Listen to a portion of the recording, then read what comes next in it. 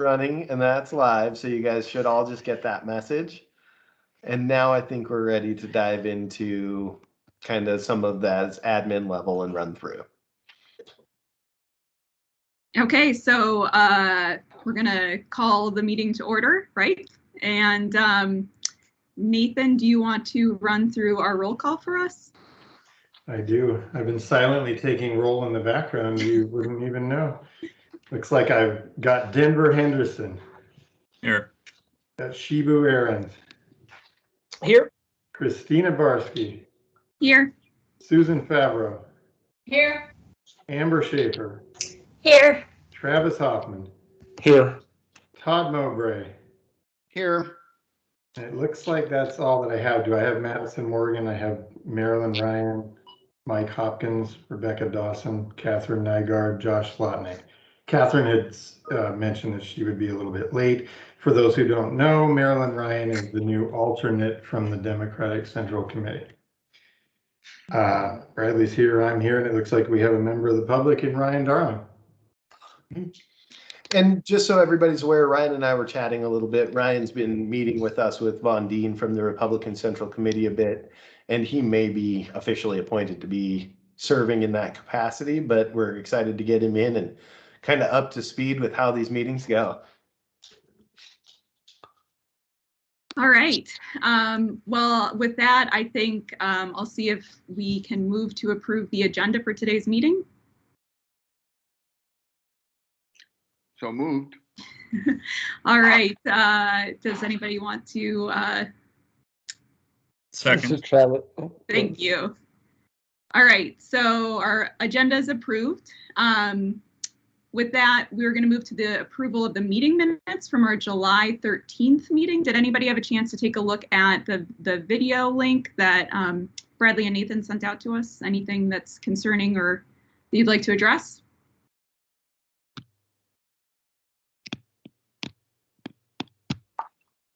All right, I see a bunch of people looking at me like, nope, don't care. So I move to approve the minutes from July 13th. Anybody want a second?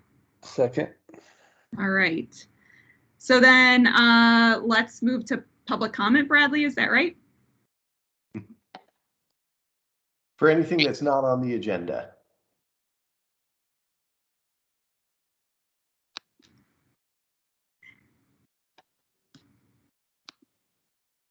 Okay. Doesn't sound like we have any, so we shall move on to old business. Anything there, Brad? I don't have anything on my agenda under old business.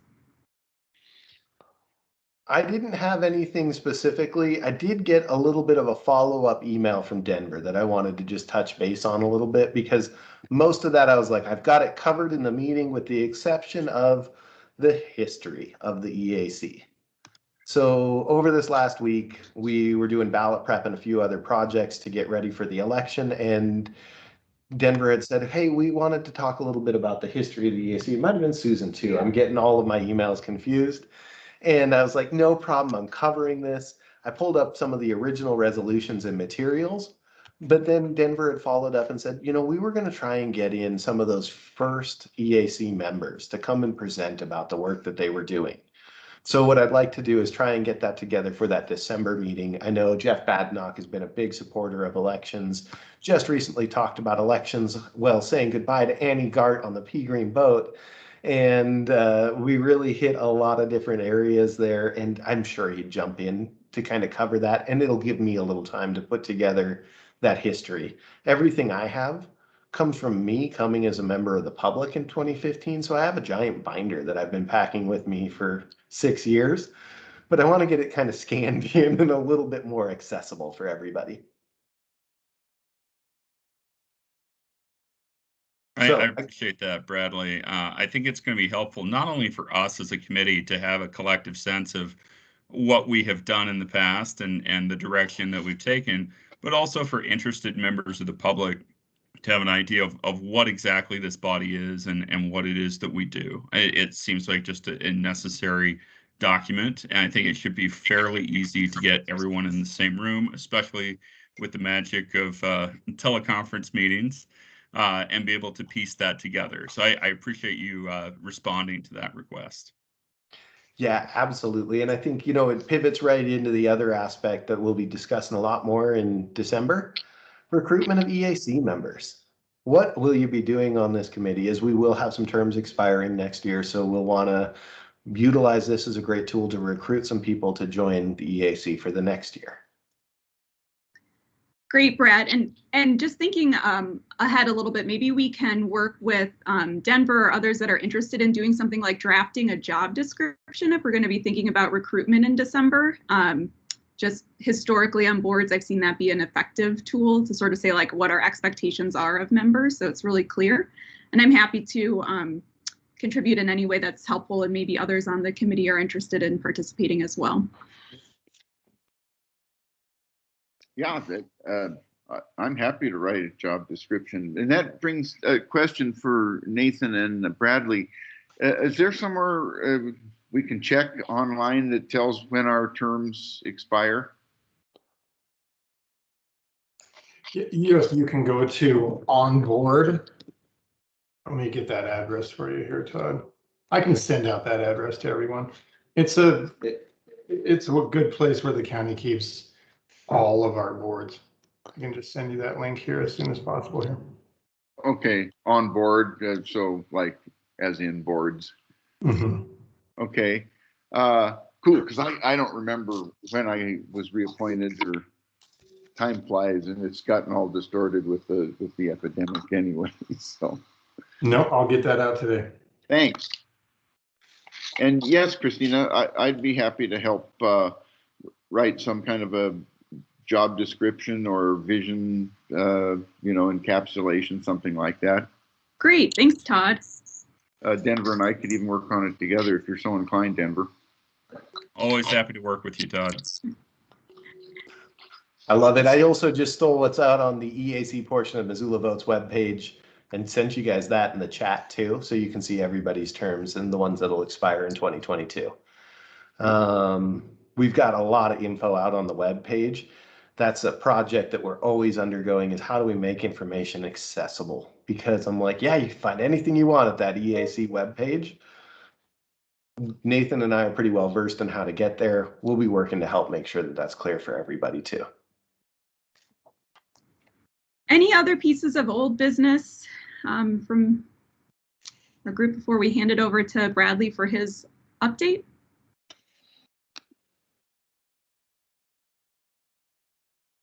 Brad, it looks like it's all you. All right. Okay, this is always a challenge for me. I'm now presenting. You should see the slideshow. Can everybody see it in Teams? Yes. Here. Great. The question is, does it advance? Yes. Great. As we just went through this with the Board of County Commissioners, and they said to me about 5 minutes in, I am a little lost. And the slides were not advancing throughout this process. So I've got a pretty large overview for you guys. I'm going to try and get through it pretty quick. As anybody here on the EAC knows, as Ryan knows from coming to meetings, I can chat about elections. So I want to keep us through to this pretty quick agenda of our recent September primary, the upcoming November general, a little bit about the records request update, a bit about recruitment, and a little bit on what we're working for recruitment. That'll dovetail into the next area. And then I have a action request for the Election Advisory Committee.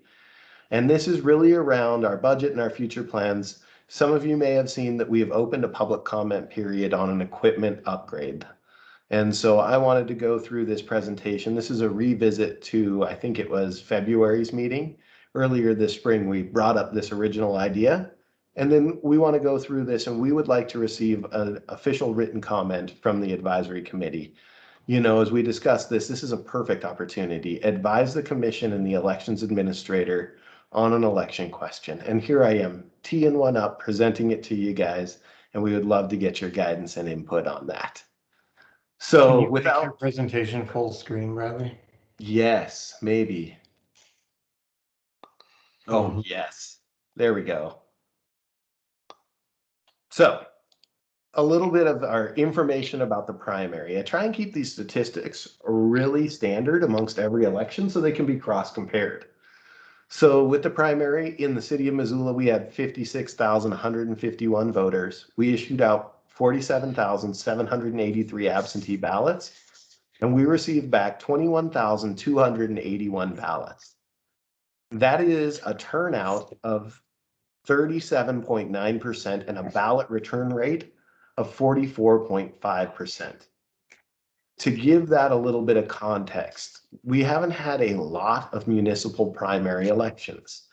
There is a funky matrix that requires the number of candidates to be over a certain threshold, and we cancel a lot of municipal elections. We had a municipal primary in a couple of wards in 2019. So there were 3 wards, and the ballot return rate for that election was 28%. If we then go back, we can go all the way to the 2015 primary election, which was just in Ward 2, and the ballot return rate on that was 24%. So, while this is high above our normal, this is definitely not amazing return rates. It's always a hard area for me because I'm like, I love seeing 90% return rates, but historically this was much higher. So on this, we went through and canvassed, and a little bit of the information about this canvass is we like to discuss this a lot with questions of election integrity, and the canvass is tracking through every ballot from issued to received and those votes counted. We did the canvass with the Board of County Commissioners, and we had all of our processes open to observers. We made sure that we did a public tour of every single process and invited out anybody from the public, every elected official. So if you were a House district, Senate district, or city council, even a candidate for office, we wanted to make sure you were invited. We did have observers for the public count on election day and the canvass on the 22nd. There was only one elected official who attended that tour process. But as we went through this, we really wanted to explain what the canvass was and how this process worked. And so it was exciting because that was our highest turnout for a tour. And the canvass assures the number of ballots voted or the number that we counted, and that none were missed or counted. So we have to go through the returns, the number of ballots that the system marked as accepted, and then take a look at those and determine each vote for or against a candidate or a ballot issue. The board will go through and then, based off of tally sheets or machine tapes, make sure that all the tapes were totaled together and all of the votes canvassed through exactly. They can review poll books or other records of ballots cast. For this election, we used a report from the voter database and compare it to the overall number of ballots. As we go through this process, we walk them through each race individually and point out any discrepancies, and they end up with 3 options. They can certify election results. They can inspect the physical ballots from that election. So if they wanted to see the ballots from precinct A, they can open that box and take a look at those ballots. This is one of the few times that a sealed box of ballots can be opened. And then finally, if needed, they can request a recount in the election, so they have that final recount authority. We treated each special district and each municipal area as their own election for this process. And as we went through, there was only one unexplained difference. And this is where we counted one additional vote in the mayor race than we had reported as received through our ballot reconciliation. This was one vote that in our process, we either had not accounted for a ballot as in scanned incorrectly and it made it through all of our double checks, or it could be in the counting center that they had accidentally scanned one ballot twice through the machine, or it could be in our accounting, we had marked down a ballot that should be rejected and not actually rejected it, or vice versa. There should have been a ballot rejected that we missed. With all of those potential possibilities, I call that an unexplained difference, because I can't say exactly why we recorded one more vote than we had listed as the number of ballots that we had received. Now, after every election, we go through this process in a public meeting, and this was an error rate of 4/1000%. There would be a mandated recount at 1/4%, or a requestable recount at 0.5%. And because that single vote would not have an impact in the second most vote getter for mayor, compared to the third most vote getter, it was decided that all election results should be certified. Questions about that canvas process or the last election? When you say there were observers, do you mean official observers or people that participated in your tour? Great question, Todd, because there's technically two areas as defined in the election judge handbook. We always staff official observer board, and these are people with varying parties who are knowledgeable about our process. We had members of the public come in. So this was a lot more robust. We did have one representative from the Republican Central Committee come to all but one of our tours. And then we had multiple other people from elected officials come throughout that process. And then at the canvas, we pulled in quite a few members of the public. As I'll discuss in a little bit, we're working on recording videos. The team that was interested in recording came. They wanted to see this process. They wanted to know what they would be looking at to record to produce educational videos. I think we had 8 public observers for the canvas.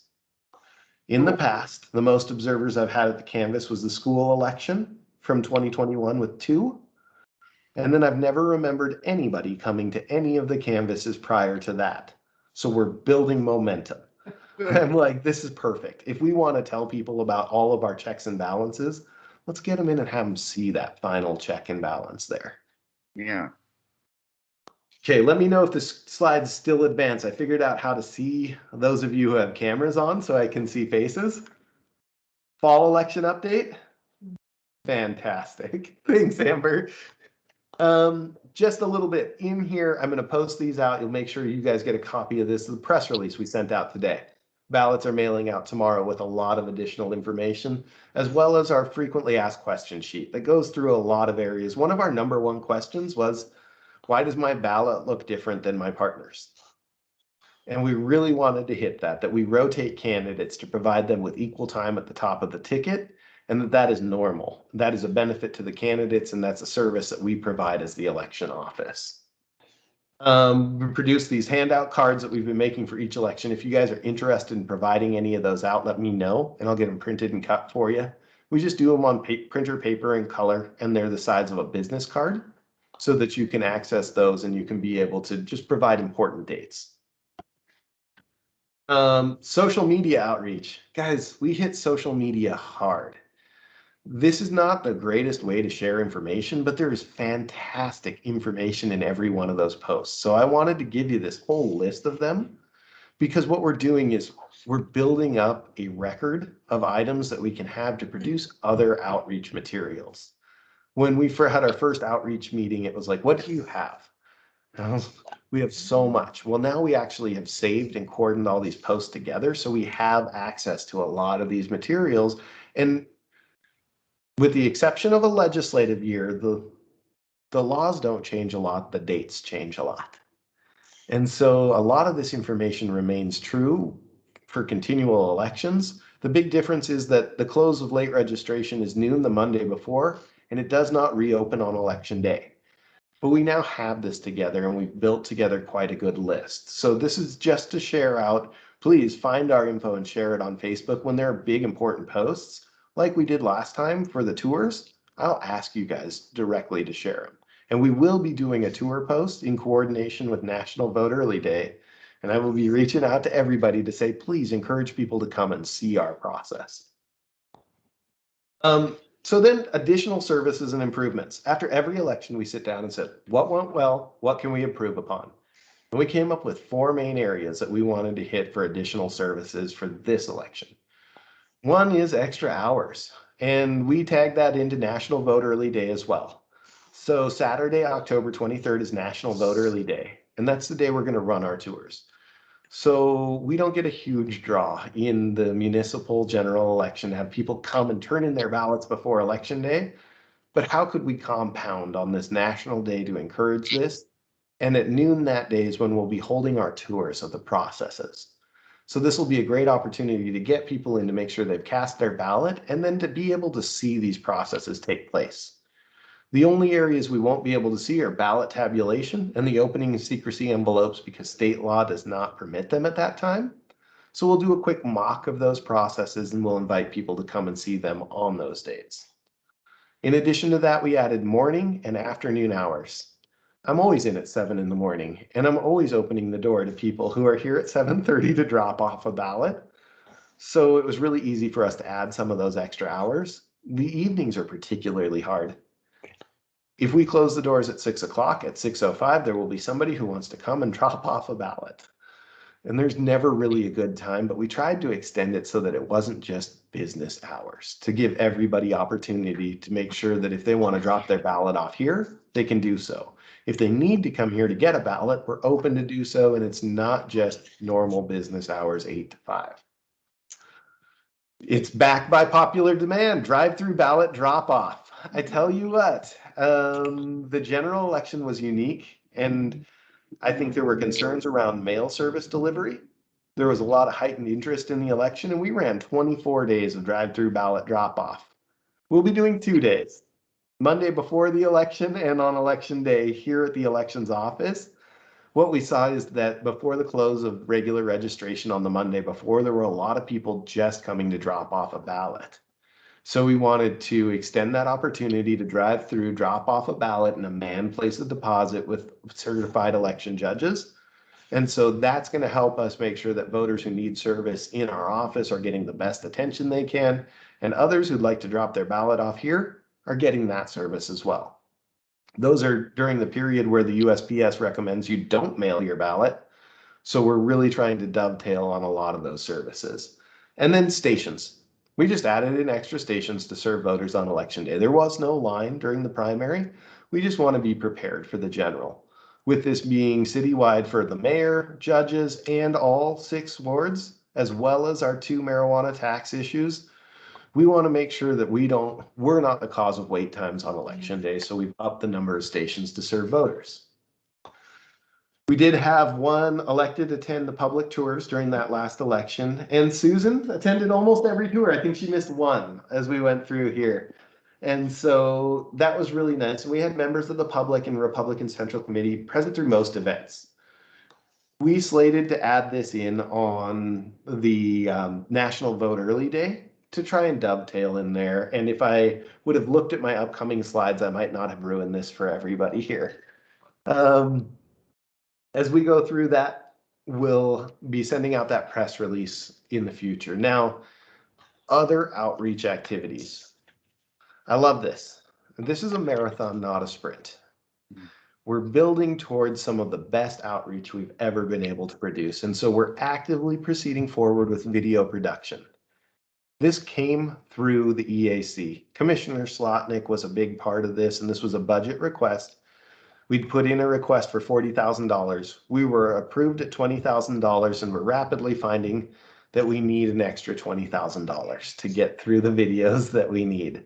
But what we're able to do is break this out into fiscal years and budget a little bit better for the county.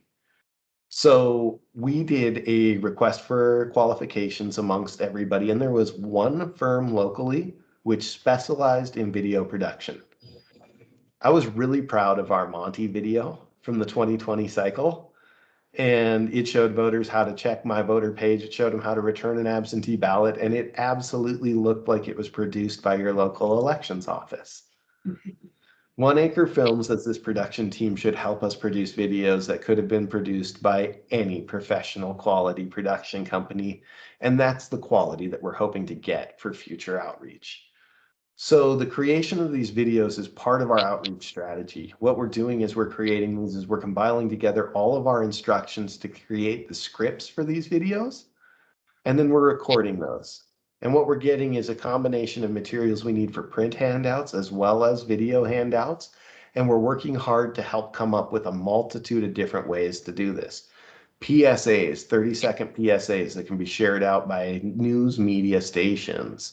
Also, videos that we can post to Facebook and other areas. But in addition to that, instructional videos. So redoing the videos that we use for election judge training.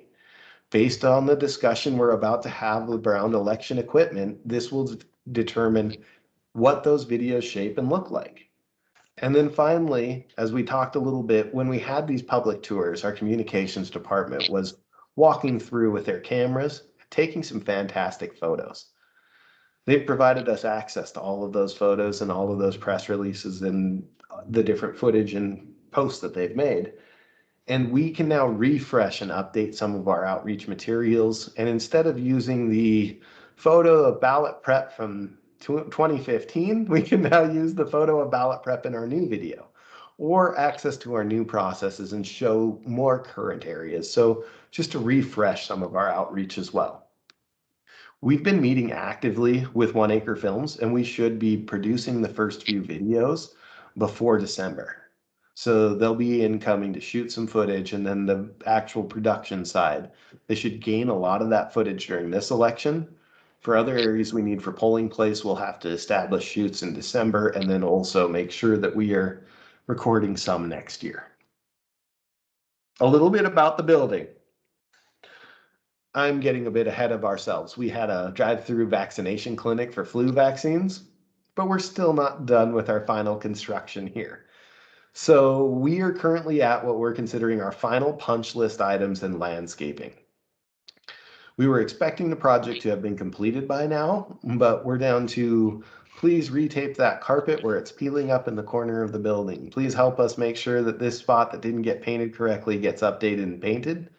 And then landscaping is a huge ongoing process around the entire campus. And so that should be the completion of this phase. There is another phase upcoming, and that is ADA improvements to the election office building, the building where we process absentee ballots, and sometimes we'll have meetings in here. I'm really working hard to request that the construction timeline for that does not directly impact our 2022 election cycle. We desperately need a lift to access every section of the building. In the federal primary election, we will need every square foot of this building to be available for us to process ballots, answer phone calls, and serve voters. And so I don't want us to be halfway through a lift installation, losing portions of our building in the middle of a federal election cycle. So we're going to be having a series of meetings to try and push that back a little bit. And I feel a little bit disheartened that we couldn't have it ready for the 2022 cycle, but more so than that, we need to make sure that it's not an impediment.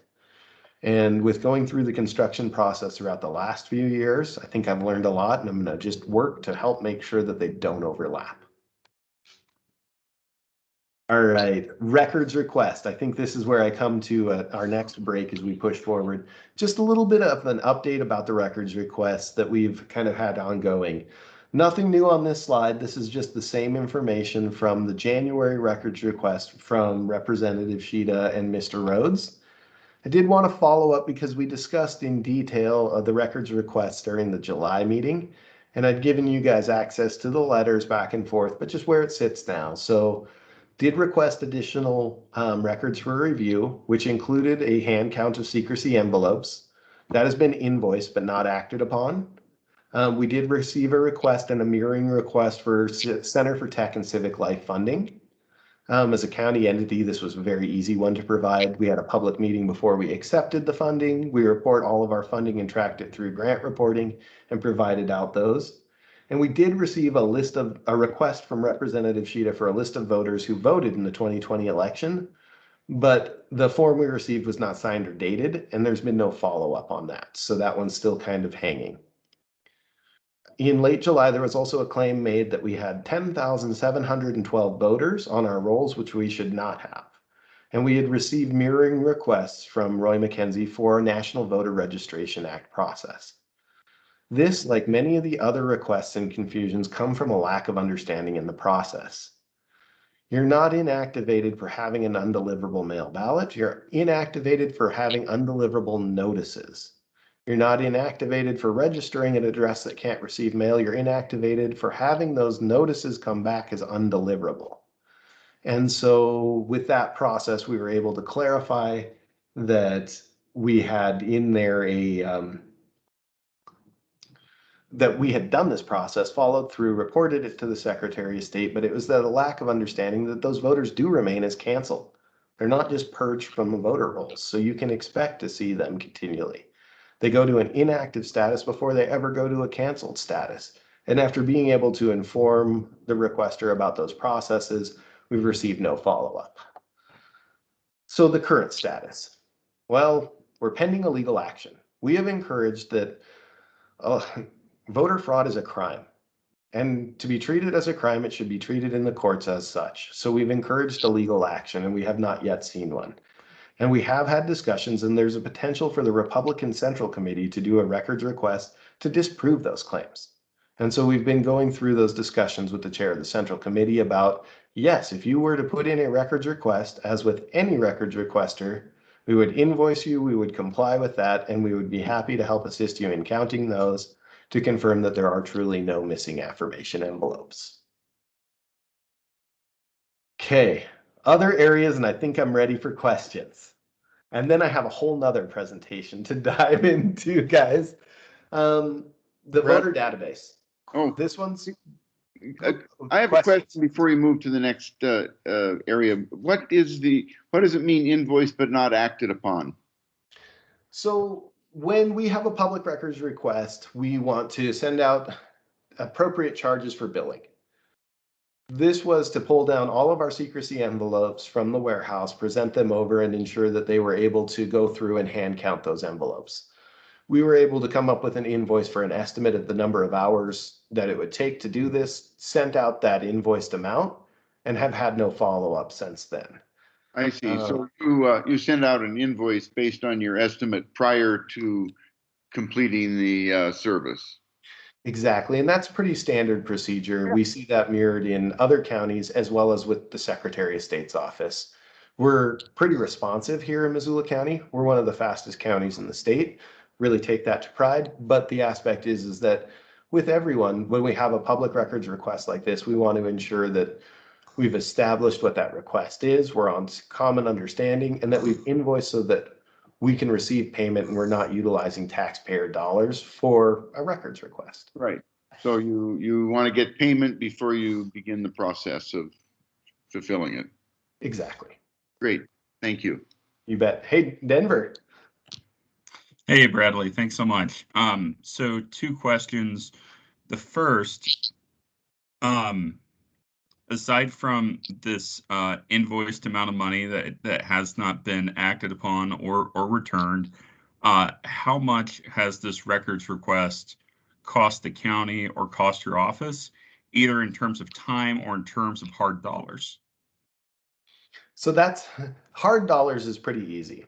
We don't spend any specific money on a records request. However, we do a lot of outreach, and that can be kind of hard to quantify.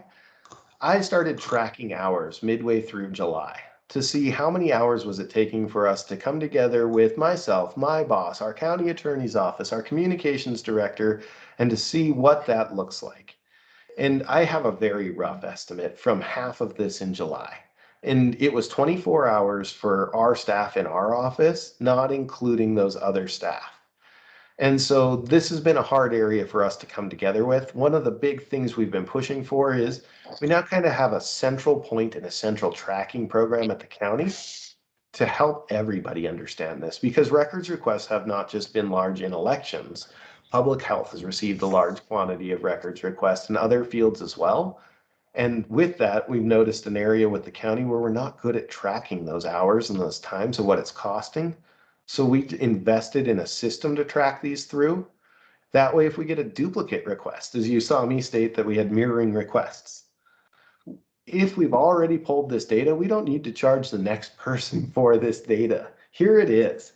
And so this now will give us kind of a clearinghouse for some of those requests, because I received, I think, 2 or 3 requests, 2, potentially 3 requests for the Center for Civic and Civic Life, how we spent all of that grant.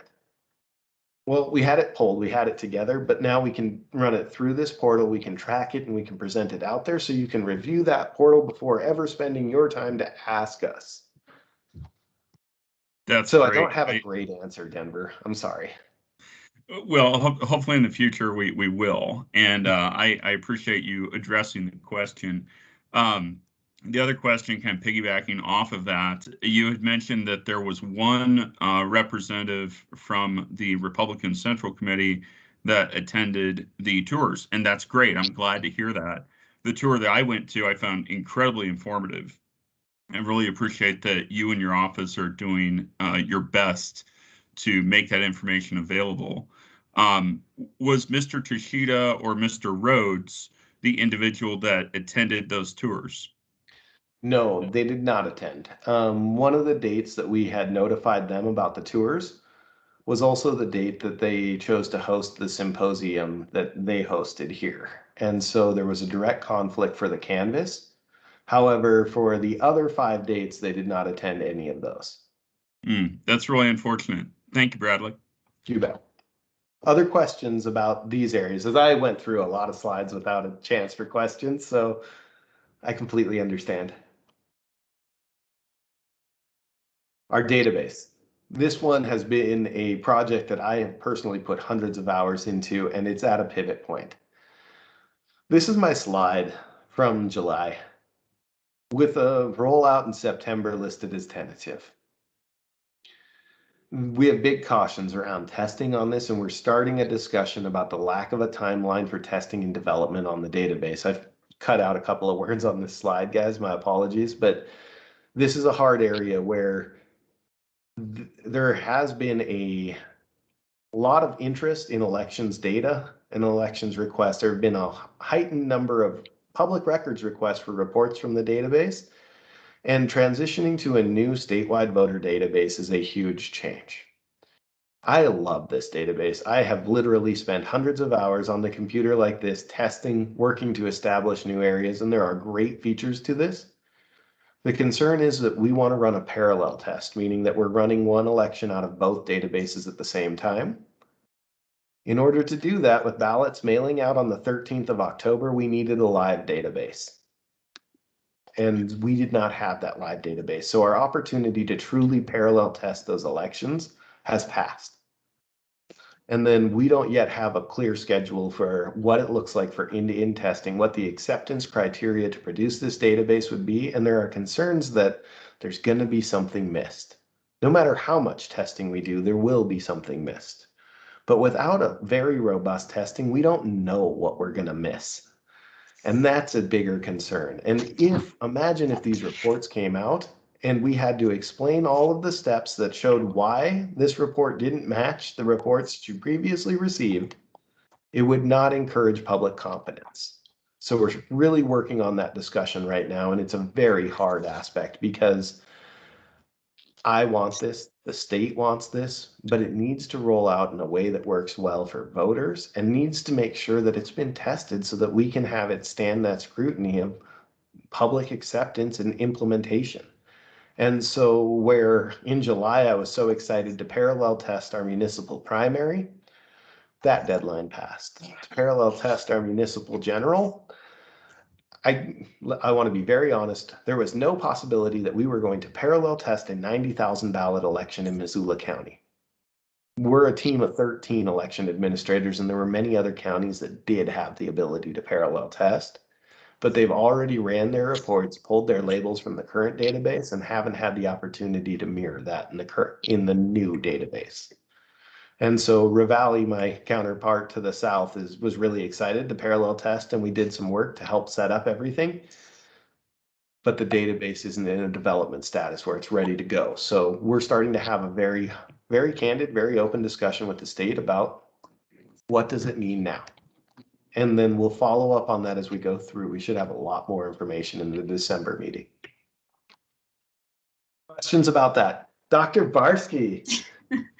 Thanks, Bradley. I'm wondering if you can give us like a little zoom out a little bit about the database and tell us what's going on in terms of changes from the existing database to the new database. Are we waiting because the product developer is slow? Is it something else that's happening? And what are the noticeable effects that this eventual switchover, when it happens, will have for voters? Great question. So taking a look at this, what are the changes between this database and the new database? And a lot of it is based around the security and the way that the database is accessed. Current database is accessed through multiple layers of security, including a Citrix protocol, a Citrix window, and it's removing that for a more secure web-based area. That's one of the biggest areas. Now, how will voters notice the difference?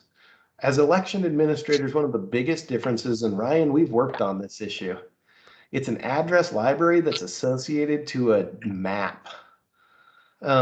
This has always been a very hard issue. The way our database is established is Bancroft Street is by the block, 0 through 100.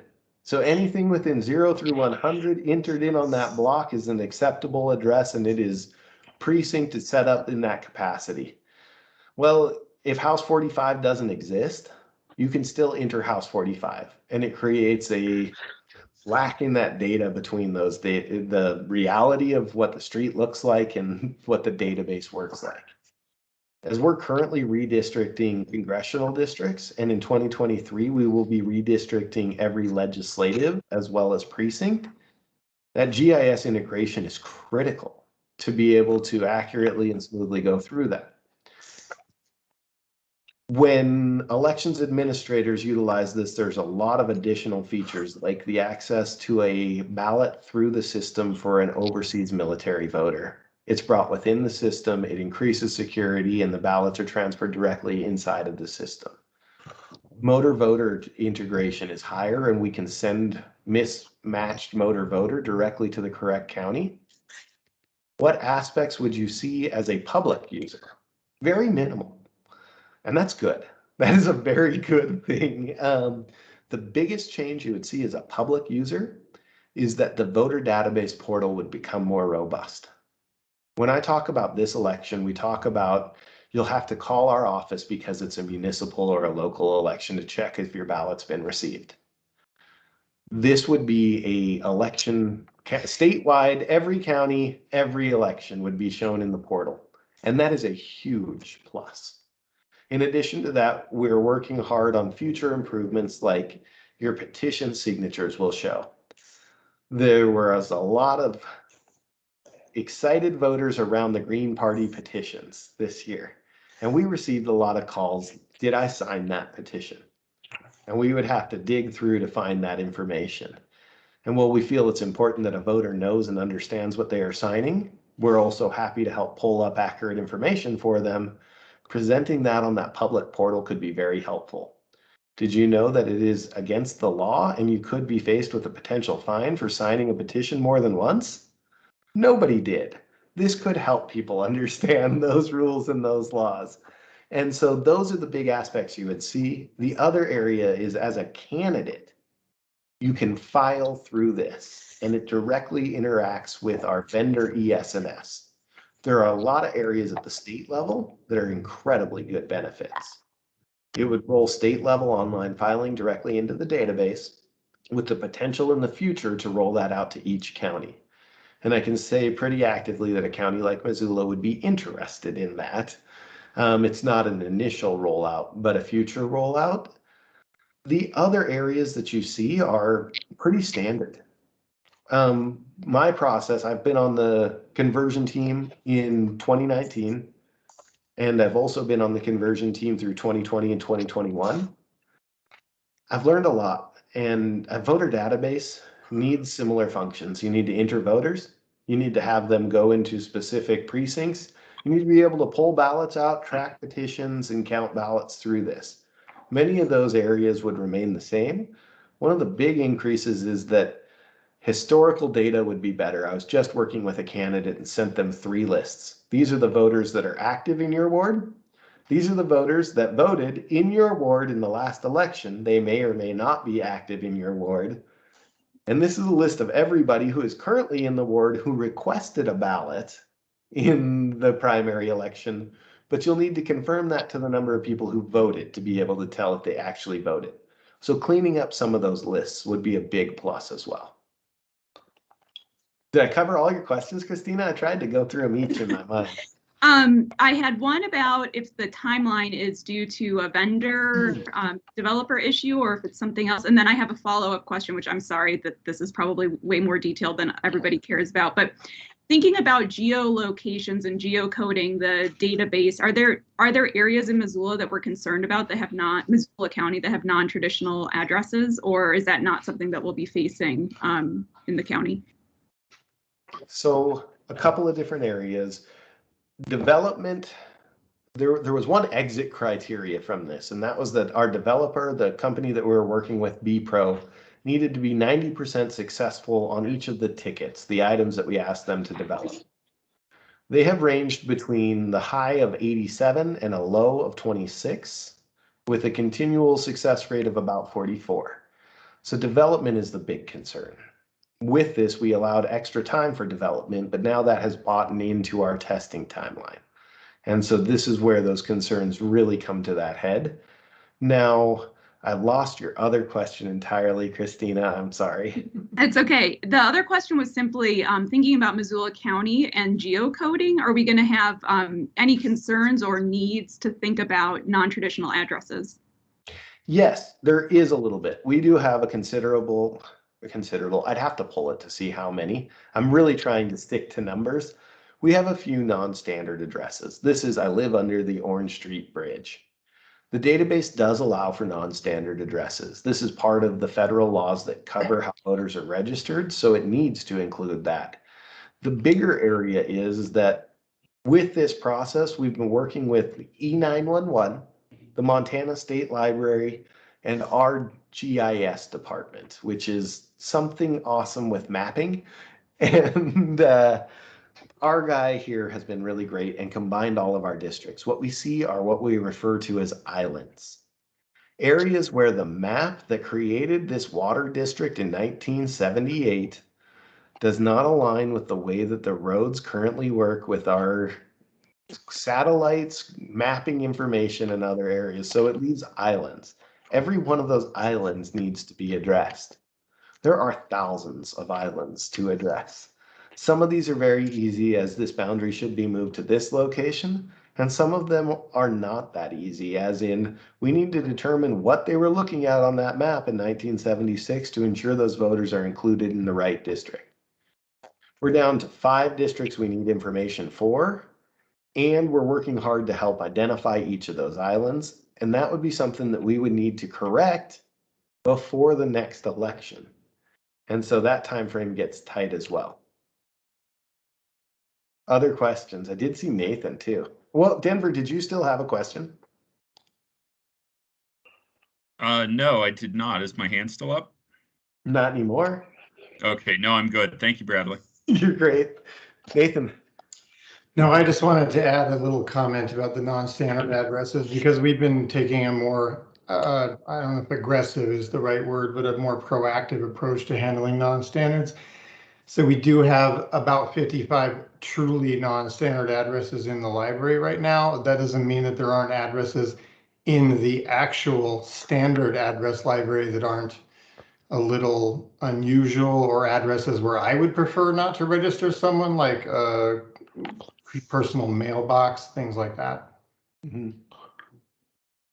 But those addresses will always be part of what we're dealing with. Just it could potentially be changed in the way things work in the new database if we were to go to that. Just wanted to interject that. No, that's perfect. When I say a lot, I'm really trying to get to those specifics. 55. And to me, 55 is a lot. However, we want to make sure that if you're an eligible voter and you meet the federal guidelines, that you get the opportunity to vote. And then Ryan and I have been discussing a lot, like what happens if you're on 1 East Street and you're actually on 1 West Street, but the post office is delivering mail to you. What does that do? How does that play in? And, you know, to a point, not an issue if it's precinct correctly, if you're voting on the correct items. However, it makes it really hard to go through this data and say, number 1 East Street doesn't exist. It should be number 1 West Street. Why are you voting? And we see that where, I mean, I can't tell you how many times after my old roommate had moved out that the mailman would be like, does so-and-so still live here? And I'd say, oh, thank you for trying, but also return service requested. So that's a little bit that we see there, and I really appreciate those hard numbers. I've got a bit more to go over, so I'm going to dive into the next section of this to make sure that we get time, because this is the ask. And so any other questions really quickly before I go into that? I just didn't want to miss anybody.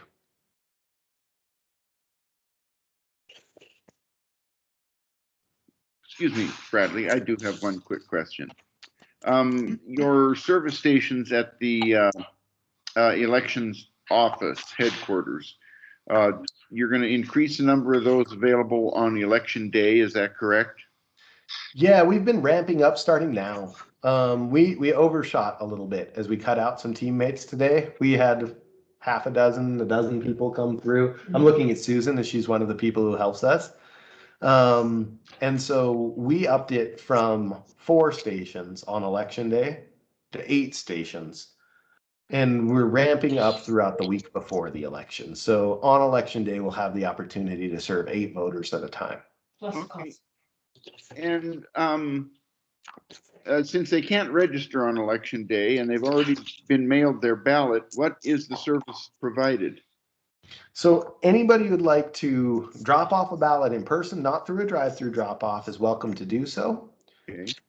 This is an area where we're trying to get another confirmation, but there is a gap in the change to the law. Within the county, you can move. So what is considered a precinct-to-precinct move for a mail ballot election is permitted on election day. So that means if you did live in Celia Lake and now you live on Beckwith, you can make that move, update that address, and receive those items to vote on election day. And so that is different, and that is different than what our understanding as we tracked that through the legislature was, and that is the consensus we reached when reaching out to the SOS before the last election. We're still waiting on a directive that puts that into clear orders from the Secretary of State, not guidance, not a recommendation, but this is what you shall do. And then we can always do a replacement ballot. Hey, I voted for the wrong person, I need a new ballot. You can also pick up that undeliverable ballot. Starting the Monday before the election, we start calling voters and we say, hey, I really appreciate that you're asking me to send your ballot out. I want to make sure you get the opportunity to vote that ballot. Please come by the elections office and pick up your ballot here so that we know it has time to be voted and counted. And so replacement ballots, undeliverable ballots, and precinct to precinct moves. I feel like we're a little overstaffed, but I'd rather be over-prepared as we come into this election than long lines on election day in Missoula County being the headline on the paper, you know? Absolutely. Thank you. You bet. Okay, guys, this is the big ask. Election equipment feedback. We've kind of talked about this in preparing for our budget requests. In our July meeting after the budget requests were coming through, we let you know that we had 2 that did not get approved. And those 2 were the survey of voters. We tried to formalize that. With Commissioner Slotnick participating in this whole process, we were a little disappointed to see that that did not come through, but it is a hard balancing act to balance all these areas. We invested heavily in all of these other areas listed on the screen, and something has to give. And unfortunately, that was one of the areas that has to give. And then I had put in a request to add precinct level tabulators for every polling place.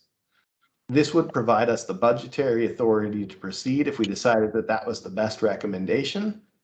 And that request was denied. Instead, we went through with this process that's currently ongoing, where we have opened a public comment period. I've discussed this quite a bit with EAC members previously, but we want to take a look into an elections equipment upgrade. And what we will be doing is a budget amendment to give us that authority to spend the money on this should we want to proceed. And we're at a point right now where we've had to upgrade our reporting software. What prints out that report for you. If you go to our website and you look at election results, you're going to see a scanned PDF because none of our equipment is connected to the internet. So the only way to get that report out is to print it and then take it to a computer that is and scan it and upload it from there. Well, when we upgraded our ADA equipment, we ran into an issue where we were running off of 2 different reporting softwares. We were paying duplicate coding, and we needed to update our reporting software to match what we have for our ADA equipment and also eliminate that duplicate coding. And one of the big benefits we discussed earlier was that margin gain. We gain a 1/4 inch on every side of the ballot to print ballot language. Where we see this being the biggest issue is that in the 2020 election, we had a 3-page ballot, front, back, front. That means that our printing costs are double, our counting costs are double, Every piece of paper that we process and store now requires twice the amount of area, and making up that 1/4 inch would have put us to a 1-page ballot. That streamlines our process across the board. That helps us make sure we're not paying duplicate coding. So we did that upgrade. That upgrade was approved by the commissioner. I won't take it back a few slides. I'm always afraid of breaking our presentations. And so we recently will be upgrading that equipment in December. We recently signed those contracts. Now we come into an issue that our polling place equipment does not work with the new software, the new reporting information. So we've got our M100s, our current polling place equipment, and a DS200. And we have two options. Do we become a central count county, meaning that we take all of our ballots to the counting center and count them all in the same capacity? Or do we invest in this polling place level equipment? And I want to be really honest and upfront. My take on this has changed. What I told you in July and what I told you earlier when we were preparing this budget request has changed because I've been through these numbers a few times. And I want to walk you through that. So we're the largest county in the state of Montana, which still utilize precinct level tabulators. And a big reason for this is we're one of the last large counties to make our upgrade to the new reporting software for that new ballot style. When in 2020, I came in and we had already had the contract in place to upgrade to our Express Votes, our new ADA software.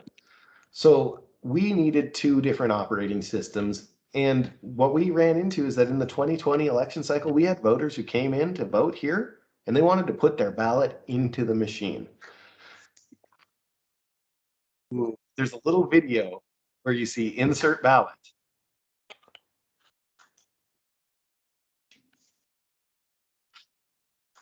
So all it does is that your ballot was accepted and that voter count goes up by 1.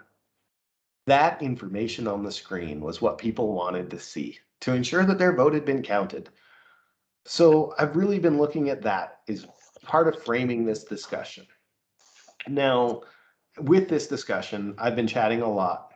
Ravalli County's been central count for years. Gallatin County has been central count since 2008. And really taking into consideration other counties that are making equipment decisions. Flathead just went through the same discussion. We're looking at 2 different areas. There's a positive and there's a drawback with every decision that we make. And essentially, there's a cost savings to eliminate polling place level tabulators. And we're going to, for this presentation, really focus on purchase and maintenance costs. Around every election, we do extensive testing of our equipment to make sure that it is functioning correctly. And this requires pulling in 20 to 40 election judges, depending on the scope and size of the election, for multiple days to test it, seal it, and certify that it's ready for election day. And then we test it again on election morning. So a big process of this is seal logs on our equipment that make sure that nothing has been tampered with, and testing it with our unique test deck to make sure that it's reading ballots correctly. There are some pretty considerable costs included with that, and then just space. Right now in our warehouse where we store records, we have 56 M100 machines with their individual locking cases as well as their ballot boxes for underneath them. And we keep all of this in our record center. And one of our required records to keep is a voter registration card. We are running out of room. Now, another positive to this is election day setup and testing. Many of you have served as election judges, and when you work on election day, you have to set up and test your equipment. This includes your ADA equipment as well as your polling place level tabulators. And even our best trained election judges, Ann Hughes is normally in these meetings, and this is where I say, tell me about it, Ann, has received what we've referred to as the Dunce Award. Simply not moving a flap so that ballots can be accepted. You can't successfully test your equipment, and when a voter comes in to vote, those ballots are not accepted correctly, and confidence is damaged on election day due to the setup of that equipment. So eliminating these and becoming a central count county, like many of our other cohorts, would take out that election day setup and increase that and allow us to focus on customer service. The last area is uniformity. Right now, we tabulate ballots in 2 different ways. If you're a polling place voter, your ballot is tabulated in a different way than the 85% of Missoula County that votes by mail. And uniformity is critical in elections, and this is an opportunity to gain uniformity. Now let's talk about the drawbacks and how we could mitigate some of these drawbacks as well. When you're voting, as you say, the machine will notify you and you see that count go up by 1. Also, if you put in a blank ballot or a ballot where you voted for too many candidates in that race, the machine will beep and notify you. And it will say that you have inserted a blank ballot or you overvoted in the race for president. And it will allow you the opportunity to accept that ballot or to reject that ballot. We would lose that opportunity as we went forward.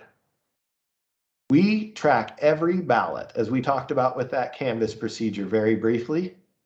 And in the polling places, we want to track out every ballot that was issued to every ballot that was counted.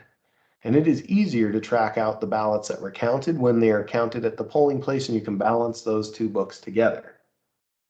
And then, I took a second to show that video. As simple as it is of that vote count going up, there's a potential that people lose confidence in the process due to not being able to see that vote count go up by 1.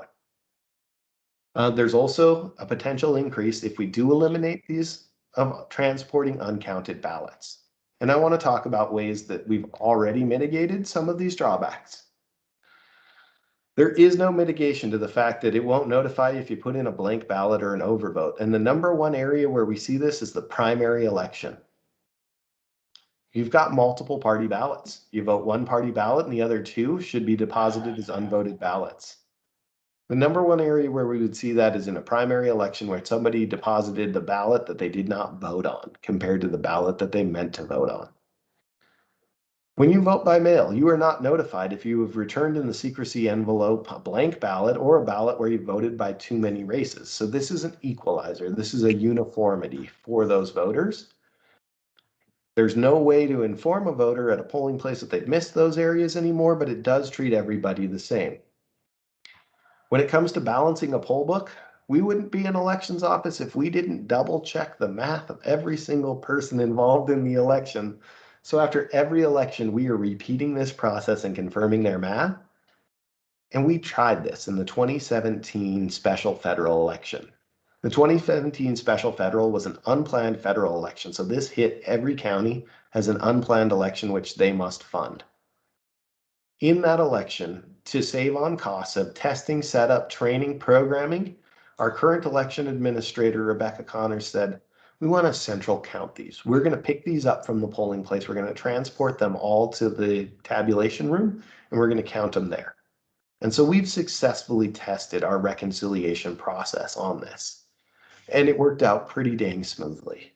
Yes, we did have to repeat that math, the same as we would in any of those elections, but it's not brand new to us. All caps cares. As we go through this, to talk about the potential lack of confidence in not being able to see your ballot counted, I still have the sticky note on my desk that says, I want to see my vote counted, with my comment that I want you to see how all votes are counted, not just your vote. I want you to feel confident that everybody's ballot is counted correctly. And this is something that we're doing right now through producing these videos to inform everybody of how these processes take place. And then the concern about transporting uncounted ballots, we do this every election. We do this following a clear process with 2 election judges, sealed containers, accompanying seal logs. We do this on absentee ballots from places of deposit. We do this on other areas, and we are currently working on a plan to streamline that process. If we are to go to central count, we can streamline the seals, we can improve that, and we can help establish a way that all people feel confident in knowing how that process goes through. So there's a lot of way to mitigate the drawbacks that would come from eliminating this equipment.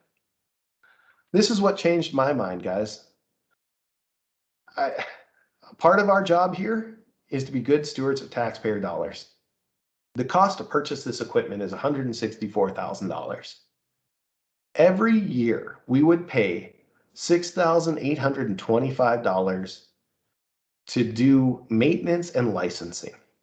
Now, they only do maintenance to come in and make sure that they're clean, to make sure that the rollers are functioning correctly every other year. And that's okay because we utilize that equipment for federal election cycles every other year. but we pay those costs every single year.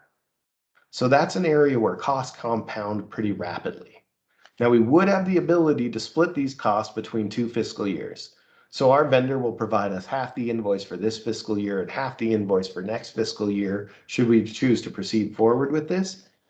But I took those numbers and tried to help make them something that we are familiar with in our side of the office, and that's kind of the cost per voter. So maintenance is included in the first year. On the first year, it's $164,000 for that equipment with all of the maintenance, and that would be the cost to use them in the 2020 cycle. I need to know how many voters we're counting on. And you've heard me discuss that we have an ever declining number of polling place voters. We have currently, and the numbers changed just a little bit, they're live. It is 18% of our voters that vote at a polling place. And then we will be doing National Voter Registration Act that will drive that number up as people can sign up for an absentee ballot through that process in the spring. So I needed a number to use. I took our last 2 polling place elections and averaged those voter counts. With some of the concerns, I feel like that's a pretty good average. We don't know what that number would have looked like in 2020. We did have people who wanted to go back to the polling places to vote. So the number we're going to use is 14,500 voters to figure out what that cost would be. And if we take that 164,000 and divide it by that 14,500 voters, it's $11.33 for the voted ballot at the polling place. Other costs would still be in there. We would still be paying the cost to program and do our other equipment for every mail ballot for those 82% of voters that receive those mail ballots. We'd still be doing election judge training and the other costs. This is just maintenance and purchase price on those. Now, as we go over the course of 10 years, because we pay that cost annually, what we see is that the cost per vote goes up. We utilize this equipment every 2 years and the cost per vote goes up to $15.50 a vote. So those numbers don't include setup, testing, storage, delivery, all those other areas that we discussed in here. That is just purchase and maintenance costs. So I want to compare that to our current costs. And this is what changed my direction. When I talked to you guys in July, I was like, we're going to put forward the request to get this equipment. And I am kind of taking that back from this cost comparison. Taking the lowest number, $11.33 per voter that want to vote at the polling place, and comparing it to $6.87 a vote for a mail ballot vote. And that is with $300,000 in TDCL funding that we utilized on that election. The cost is closer to $4 per vote. So we're hovering between 3 and 4 times the cost. And I want to kind of come back to, I'll jump into this. If cost was not a factor, this equipment should be in every single polling place. I don't have a lot of information from voters that explains how they feel we should spend money, but I do have information about the confidence of their process. And we had 9% of voters that did not feel that mail ballots are counted. And I feel like these voters could directly benefit from this purchase of equipment. Now, also, as we go through election processes, we've been balancing between calls across the state to go back to hand counting because no equipment can be trusted. And is there a cross section of that 9% that may be in there? Likely. Will we know? I don't know. But we don't have that return on investment. What we do know is that there could be potentially 14,000 voters that benefit, and that there are some that don't feel that ballots are counted correctly that would like to see their ballot deposited into a machine. Well, we live in a world where cost does have an impact, and that is a big portion of this job. And when I look at these numbers and I take a look at the 3 to 4 times the cost compared to central count as I go through this, I feel like we could invest that money in customer service. We could train those judges to produce great setups at their polling places that don't require setup of equipment, that don't require these other areas, and we could have our equipment set up at the polling place to include all of our ADA, and every ballot is treated in that same capacity. We have that uniformity in the way ballots are processed. So every single ballot comes here and goes through the same tabulators in the same capacity. We've invested heavily in elections, so we have this capacity. I reached out to Gallatin and they were so excited. They've been central count since 2008. And this year they are getting their 4th high-speed tabulator. We've had 5. We have that capacity in place. We also have a elections campus here with a setup that can accommodate and process through those. Throughout the last year, we really tested the capacity by running through an obscene number of ballots. And we had that capacity and we have that ability to go through. So the other areas that we also have invested in is educating voters.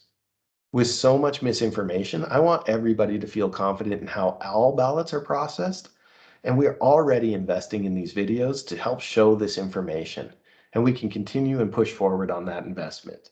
So I'm not so certain that this is a necessary purchase. Jumping back, the portion of this, the ask is, as the EAC, to come together and to come up with an understanding and to make a comment direct. Yeah, and Susan just passed me a note and she said that also the county center is no longer sequestered, which is a huge plus because we don't have to continually process through those ballots. We can actually start the process before election day, go through, and it makes it easier for public observation in that counting center.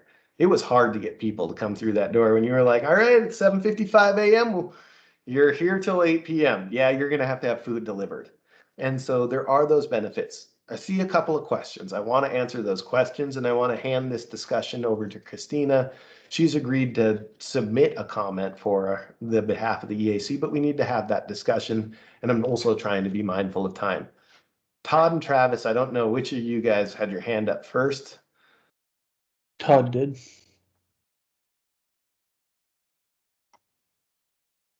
Still muted, Todd. Thanks, sorry. Could you go back to the yearly cost screen, please? Yeah, so $225,000 total cost for 10 years. What is the expected lifespan of the machines? So we purchased the last ones in about 2005.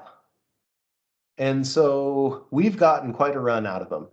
I think many people who work in the polling places may argue that they may be a little bit past their potential lifespan. I would argue that we could get between 18 and 20 years out of them. Okay. ES&S will have a dedicated lifespan, and I'm not certain what that is. But I do feel like with the amount that they're utilized, noting that our current equipment was utilized very heavily in 2005 and has tapered off over the last few years, these aren't going to get heavy usage, and I think we could expect similar lifespan. And that $164,000 is for 30 machines? 30 machines, yes, sir. You currently have 56? Yes, and this is kind of consolidating down to be a lot more accurate. We've pulled quite a few out of service. So we have 56, and I think 35 are considered in maintenance and service. And the reason being is that over the course of years, polling places were consolidated. Mm-hmm. Okay, so the cost per voter then at $15.57 is for 10 years or 5 elections. So it's actually about $3 per election. Is that right? As it goes up, yes. So when we're basing that math out, what we're doing is just over the course of that 9 years plus that first year, adding in that 61,000, and then trying to take a look at what is that cost out between those 14,000 when we get up to that total cost in maintenance. So it does increase each year slightly. So it would start at that 1133, and then the next year I didn't do that calculation. My apologies. It'd go up slightly up to in 10 years, 1557, Well, if that number remained the same. So the 164,356 includes the first year's 6825 of maintenance, or the first 2 years. Yep. However, when you're looking at something that's going to go 10 or 15 years, I mean, you have to look at it per election cycle rather than and that at that case it's around $3 for over 10 years. At 15 years would bring it down to around 257 per election cycle. What is the cost for? And another question I had too is, so if we're not using precinct tabulators, what becomes of the ballot after I go in the booth and mark it?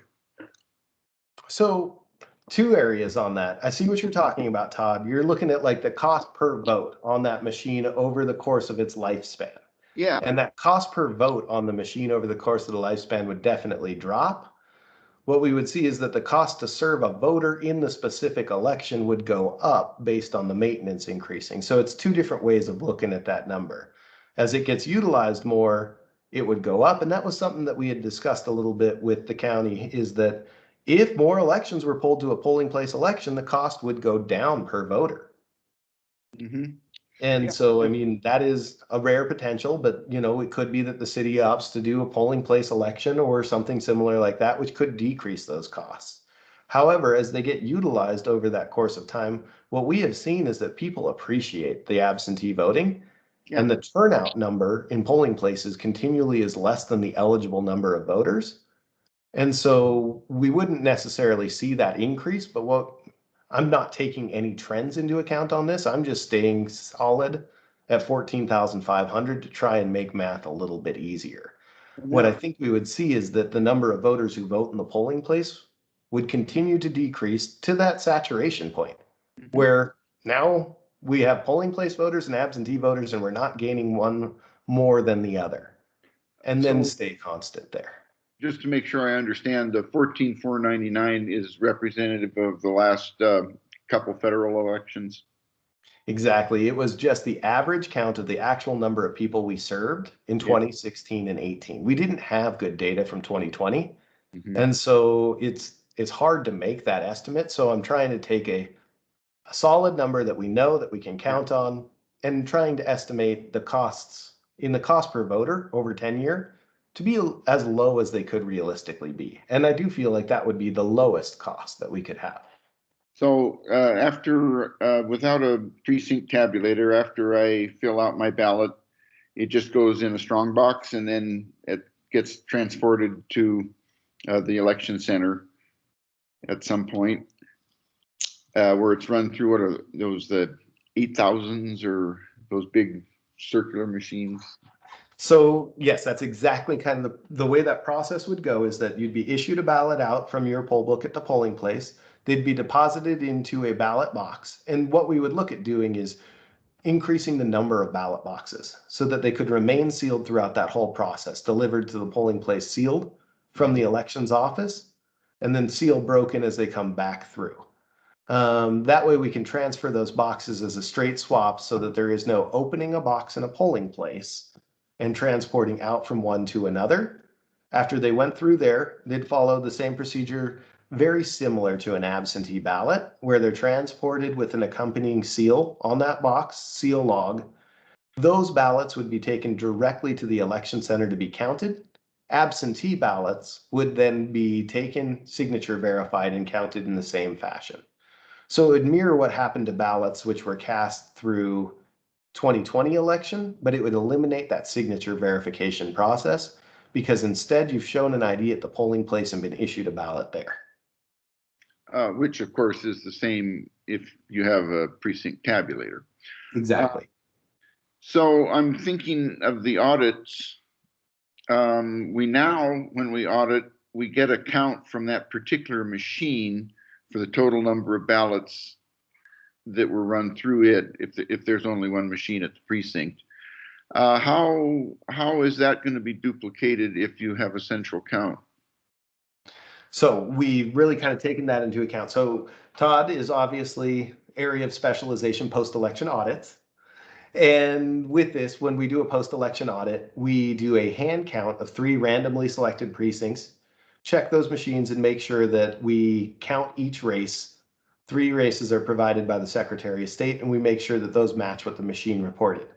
So to process and accomplish that here, what we would do is we would establish and run 4 of our 850s on Monday, as well as on the Tuesday of Election Day. And we would reserve one of the 850 tabulators to process polling place ballots on Election Day. And so for those polling place ballots that come through on election day, they would be delivered from the polling place. They would be confirmed that total count number and then tabulated there. So when we did the post-election audit, we would have specific machines. And as we've grown capacity in this space, we're also looking at dedicating specific machines to specific precincts. So when we come into our counting center, any ballots for precinct A through H go to machine number 1. Ballots from precincts G through whatever go to the next machine, and reserved for all of our polling place ballots is the final machine. And with the ability for these to count 60 votes in a minute, they can process through pretty quickly. So as we came to our post-election audit, we would be confirming the counts, and instead of opening the envelopes from the polling place, all of our precinct level tabulated ballots would be opened through that one specific machine. Does that make sense? Yeah. Okay. Yeah. It does strike me that it does introduce an ability, an additional place for errors, although it would probably be somewhat minor. Having, discrete counts at the precinct, I think, is probably ultimately more accurate than doing it there at a central place with boxes, making sure that, you could have double checks, but I'm a little concerned about that. So we would still need to confirm through all of our poll books the number of ballots issued compared to the number of ballots counted through that canvas process as well. And when we attempted this in 2017, it worked out really well for the special federal election. And so what we were able to do is prepare together with the list from the ballots issued to the number of ballots received that we have issued out at this point in time at precinct A, 75 ballots. And as you pick up that ballot drop box and return it back to the election center, that there are 75 ballots. And we're confirming that number for that polling place as we go through. So there are a couple of differing steps, but we've had the opportunity to test it before in the past and make sure that it would work successfully. And I think that it does streamline our process and treat everybody a little bit more equitably as we go through that. As with any time that we introduce humans, there's always that human element that could take place. So 2017, you did not use precinct tabulators? Exactly. We ran in this same capacity for 2017. Thanks. Absolutely. Travis, thanks for your patience there. No worries. I was just wondering if you knew how many counties in Montana already do central count. I don't. I could probably pull that together pretty quickly. I do know that out of all of the populated counties, the next largest that did conduct precinct level count was Flathead. They had kind of the opposite discussion, and they had a group of people who came to their equipment discussion and stated that they needed to eliminate all precinct level tabulators and all tabulators in general. And so with this, I know that I don't know the honest answer. I know for sure that we have it in Yellowstone, in Gallatin, Ravalli, and Flathead. In their last discussion, I said, guess what? In a week, we're having the same discussion. My new recommendation is that we do not do precinct level count. And I think they're going to mirror this trend. What we've seen is that it does allow more county level control. So the more time that our office directly can be in control of ballots, the more accurate we tend to be. So Travis, I'm sorry I don't have a good number of that. And I could definitely see if I can't pull, I don't know if I'll be able to get it in time for comment tomorrow. No worries.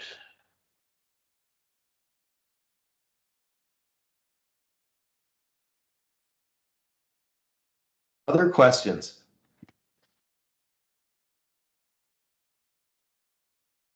Okay, we are at 4:30. I don't want to push us too much longer. Ryan, as a member of the public, I wanted to point out that public comment from anybody is encouraged as well. This is kind of the discussion, and we've been through a very similar presentation without the full math on the cost per voters. during previous election advisory committee meetings. And so at this point in time, I'd like to kind of return this conversation back over to Christina with this in mind, to have this discussion and to come with an idea about what is your take. And if wanted, I'd be more than happy to step out.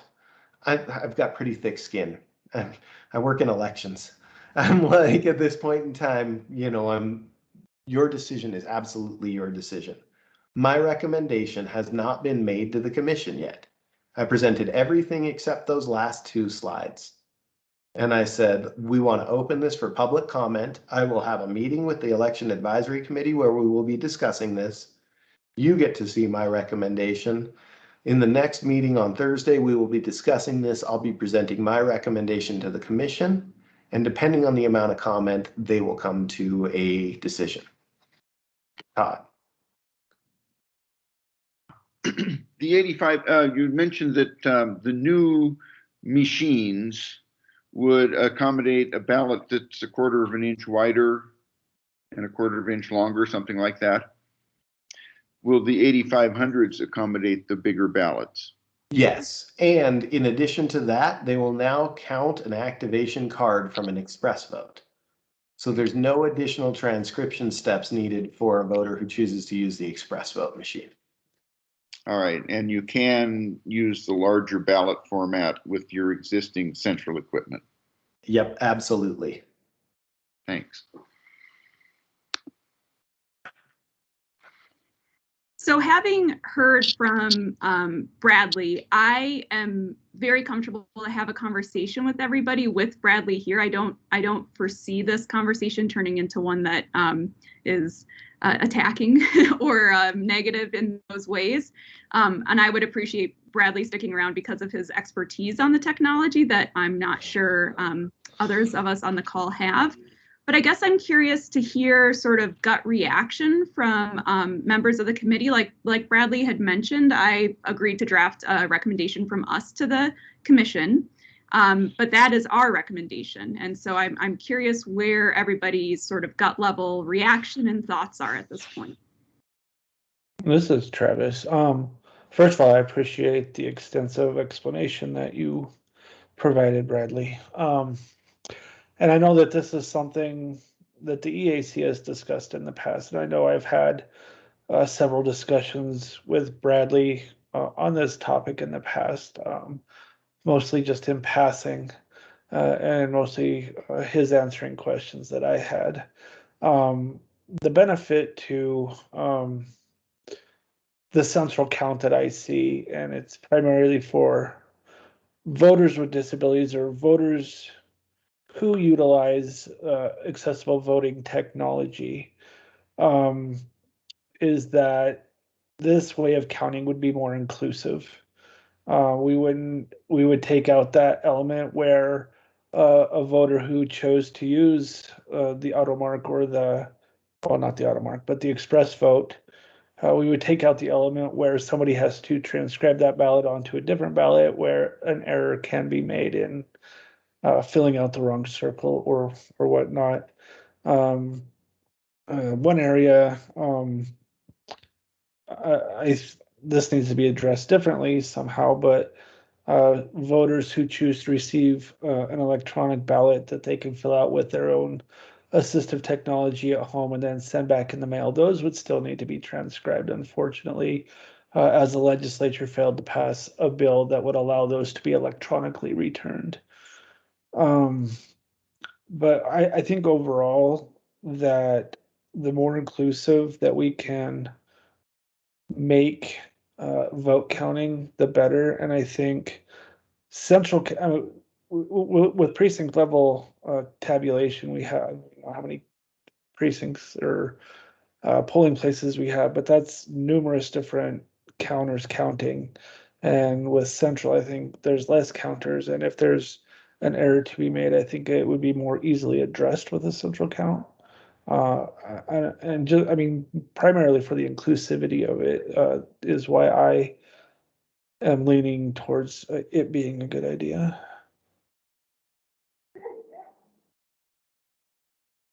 Great. Thank you, Travis. I really appreciate that. I see Bradley popped his hand up and also Denver. So maybe Bradley, then Denver.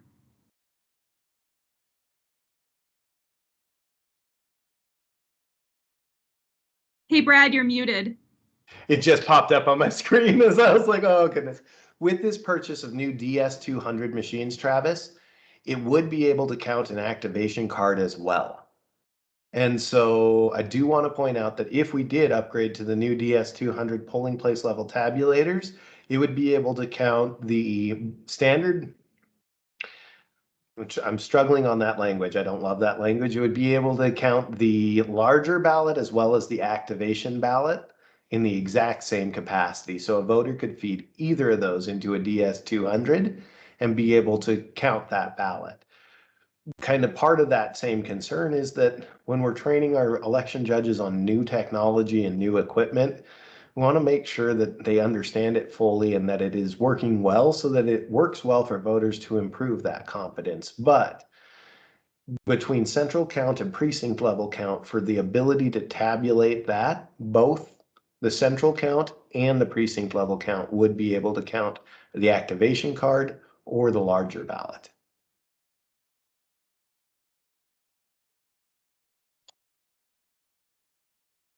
This is a really great discussion, and Bradley, I appreciate you bringing it to us. And I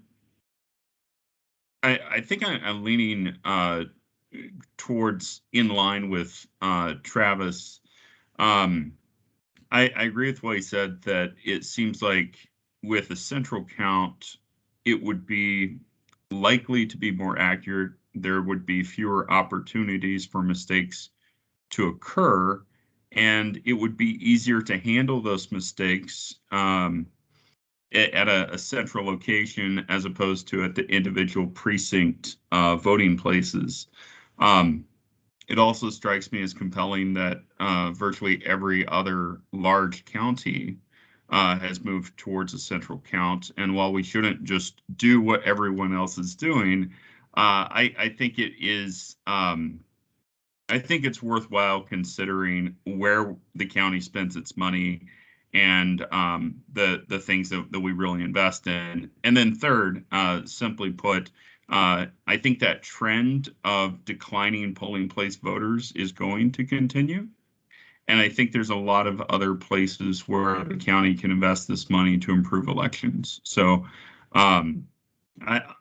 I'm certainly interested to hear other perspectives, but I'm leaning towards moving to a central count tabulation. Thanks, Denver. Todd, I know you have a comment or thoughts.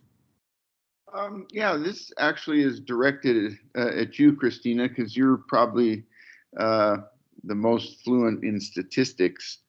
But it strikes me that the notion that there are going to be fewer errors and easier to detect at a large central location is kind of folk statistics, similar to folk etymology. It seems plausible on the surface, but I think that if you break a count down into several smaller segmented, it's much easier to track errors. And if the machines all have the same level of accuracy, I don't see that moving to a central count is, did we lose it? Yeah, looks like I'm gone. No? We can still hear you, Todd. I can still hear you. And my screen just did something weird. So anyway, do you have any thoughts on the statistical viability, the assertion that running everything through those 8500s is going to A, reduce errors, and B, make them easier to track if they do occur? I'm not sure I have a great answer. First, I want to ask Bradley about the number of machines that would be used at a central count compared to precinct count. Would they be the same, Bradley, or different? So we would be running, in a central count, we would be running our 5 850 tabulators. For a polling place level election, we would be running our 5 850 tabulators plus every precinct level count. So Okay. it would just compound, it would add Yeah. to. So just thinking, I'm going to briefly address Todd's question, then turn it back to you, Bradley. Just from my perspective, thinking about the math and simply the math, because the number of ballots would be the same, it really wouldn't matter in terms of the statistical significance, but the number of different variables changes, right? So 36 precinct machines and 5 central count machines versus 5 central count machines means there's just additional variables that could introduce error. But I'm not willing to say it's a statistical calculation that we'd be making. It'd be more about the reliability and validity of multiple variables that are at play. Brad, I don't know if that is in line with your thinking, but that's the way that I would consider that question in terms of where are there opportunities for the introduction of variance.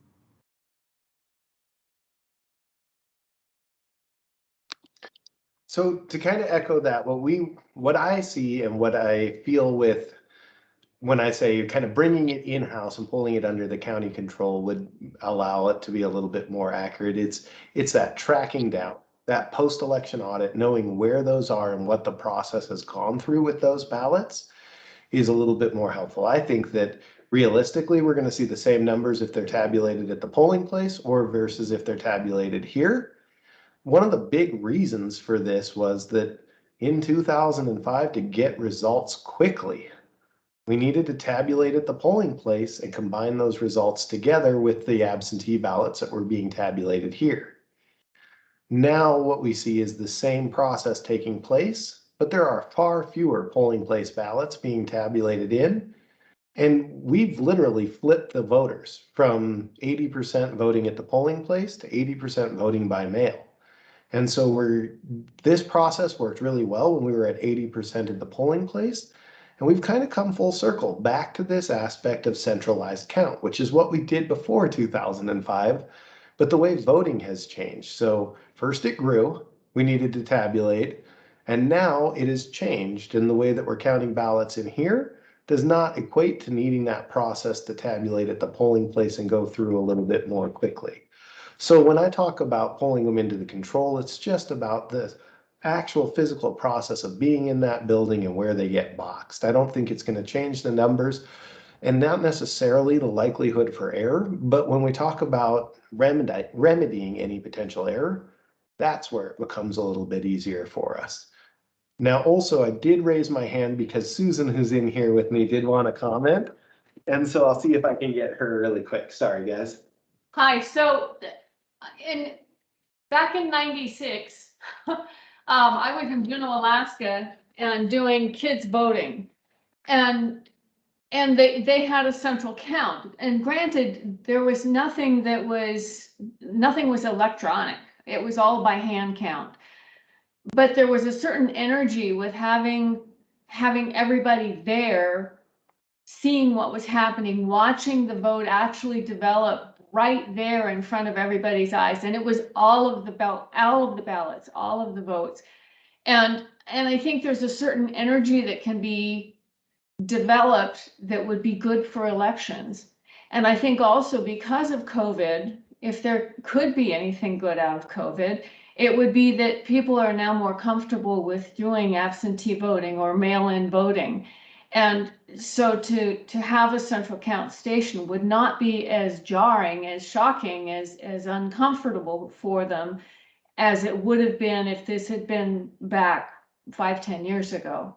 So I think the central count really is a way to go. And one other thing is if there is a technological issue at the precinct versus at a central count, there are people at the central count who would be able to address more readily any issues that would come up because they know those machines, whereas the election judges and poll book judges working in the precincts, they know how to do their job, but they aren't techs. So I think that would be another avenue to look at, a positive way of going to central count. My 2 cents. Thanks so much, Susan. Appreciate hearing your insight. Denver, I see your hand is raised again. Yeah, so I think that Susan actually makes a really good point here. And we have talked before about how that so many of our election managers or polling place managers are aging and will need to be replaced with new people who have the time and inclination to do that work. It strikes me that it would be less complicated and more of a streamlined process if we move to a central count, and would be less responsibility for those individual polling place managers. The other thing I wanted to say is it's unfortunate that the voter survey was struck from the budget, because this would be an excellent opportunity to reach out to voters and to ask them how much they value this individual service. That's all. Good point for your presentation. Thanks, Denver.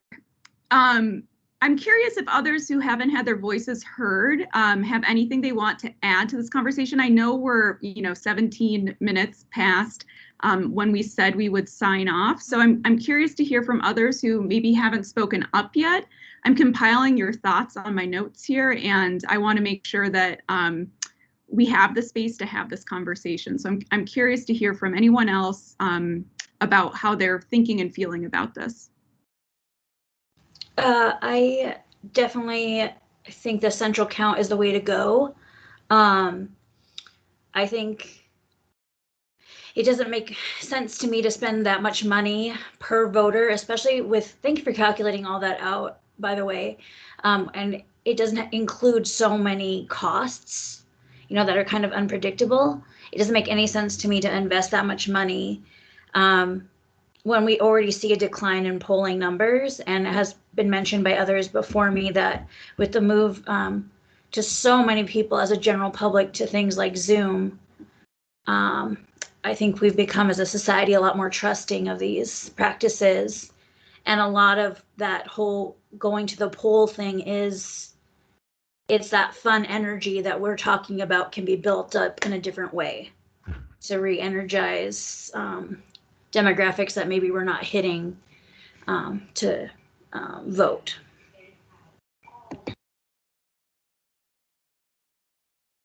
Thanks, Amber. I appreciate hearing from you. Others that are on the call?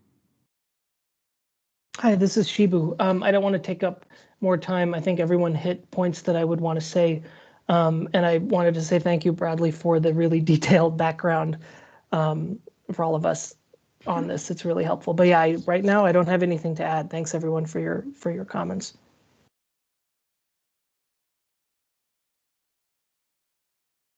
Where is he standing?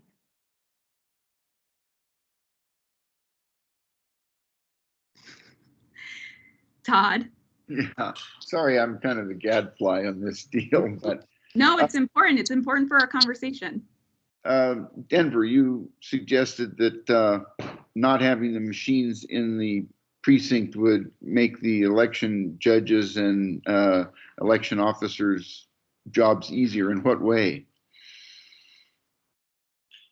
And Bradley, yes, feel free to answer that. I think the point I was getting there, Todd, was that it would be, I think, if you're removing the responsibility of tabulating the ballots at each precinct, that is not only saving time, but it's less stress for those polling place managers. We're taking that responsibility away from those individual managers and moving it to a place where we have the most well-trained staff that can troubleshoot those issues and be able to communicate problems and issues in an effective way that doesn't leave more room for doubt in the process. So I think that's the point I was trying to get at. And if the responsibilities of a polling place manager are less, I think it would make it a little bit easier to recruit and to replace polling place managers. That's the point I was getting at, Todd. Okay, then I have a little follow-up. Then, in essence, since the machine does the tabulating, you're referring to machine breakdowns or machine anomalies that occur in the precinct. Is that pretty much what it is, Bradley and or Denver? Denver, can I jump in? Please do. So this is straight out of training. The number one time that it is the most stressful at a polling place is from 5:30 a.m. until 7 a.m. And it is setting up your equipment, conducting your seals correctly, making sure that it's tested and sealed and certified, and that everything is set up and ready to go for a voter to be ready to walk through that door and vote at 7 a.m. And so part of this is for this election coming up, I moved the startup time to 6 a.m. from 6:30 to give more time to set up equipment with the one express vote that we currently have. When you're telling somebody that you'll need to be there at 5:30 a.m. and you're going to need to do detailed work to verify seals, set up, and test this equipment, that can be the hard part. I don't think the responsibility is any less at all. And it took a lot for me not to jump in right at that point in time and be like, nope, nope, nope. I think that it's the same level of responsibility needed from those workers. But what we're doing is we're eliminating that setup and testing, and we may be allowing them to sleep in until 5:45 instead of 5 o'clock in the morning. But I think that that responsibility in those areas still remain. And I think that what we're looking at is that the breakdown of that equipment after the election, those other areas are a little different. Most of the job remains the same, sealing ballots, transporting ballots, and catching a couple other areas. And at the end of the night, you'd still need to deliver ballots from that polling place to the elections office the same as you currently had before. So the biggest aspect's that 6 to 7 in the morning time frame. And I'll tell you what, that's a huge recruiting tool. Okay. Nathan, I see your hand popped up. There's just another number that all of this brings me around to thinking about is there's an additional cost savings that's not reflected in Bradley's numbers in not having to train people on this equipment and certify this equipment and test this equipment. And those numbers are just not part of this presentation, but they're significant and they would add up cumulatively over the years as well. Excuse me.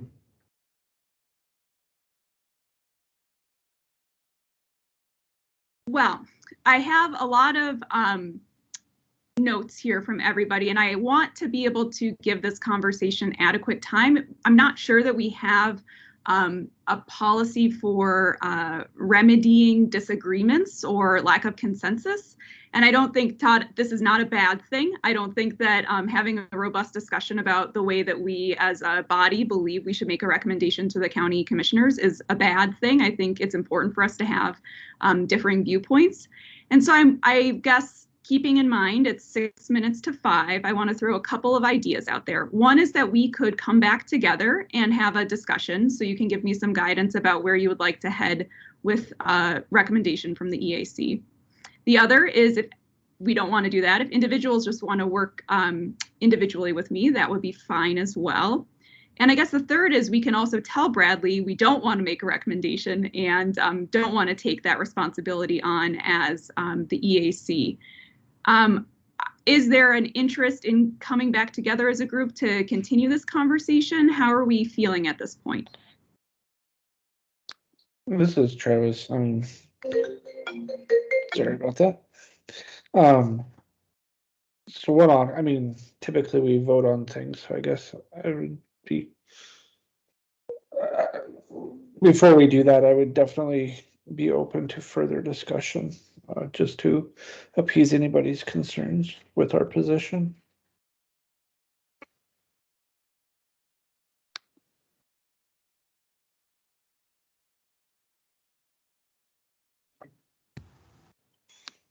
Brad, and then Denver, and then Todd. Oh, it's actually Susan. So we are the Elections Advisory Committee, and I think this is a just golden opportunity to really fulfill our goal of advising and coming up with a sound, well thought out advice, even if that advice shows pros and cons of both options. Very well stated. Denver, and then Todd. Yeah, so Todd, you ask a lot of really good questions, and I appreciate that. And I think this is a great example of where people that agree at the 30,000 foot level can sometimes see things differently at the 1,000 foot level. So even if we can't even if we're not able to reach a direct consensus by 5 o'clock on our call, I think it's worthwhile continuing the conversation, and we should absolutely weigh in if we can reach a consensus. The other thing I would just ask, Todd, you seem to be leaning towards sticking with the polling place tabulation, and I would just ask your thoughts on why you feel like that is the better way to go. Yeah, thank you. It's not so much that I am, well, I guess I am leaning towards leaving it as it is, or buying the new machines. And the reason being is it seems the primary motivation for this is monetary. And my own calculations using the election office figures indicate that over a course of 18-year lifespan of the machines, and even using the 12,000 figure as opposed to the 14,500, is that the cost per ballot is going to be around $2 in today's funds, of course, discounting inflation, about $2.25 per ballot processed for each federal election. This does not include amortization for the municipal elections, which lowers the cost per ballot. But if we're just thinking federal elections, the cost is $2.25 to $2.35 a ballot over the course of the 18-year lifespan of the machines. That does not strike me as a significant motivator unless there are other advantages, which, Bradley, you've enumerated some of them, and you've allayed my concerns that they may be illusory. In other words, I feel that many of the ones you enumerated are in fact tangible benefits. So my main thinking, Denver, is that we don't do something for strictly monetary terms when the cost per ballot is, in my mind's eye, the size of the county and the county budget trivial. So that's my thought. If there's other, and there apparently are other motivating factors, then those would be fine.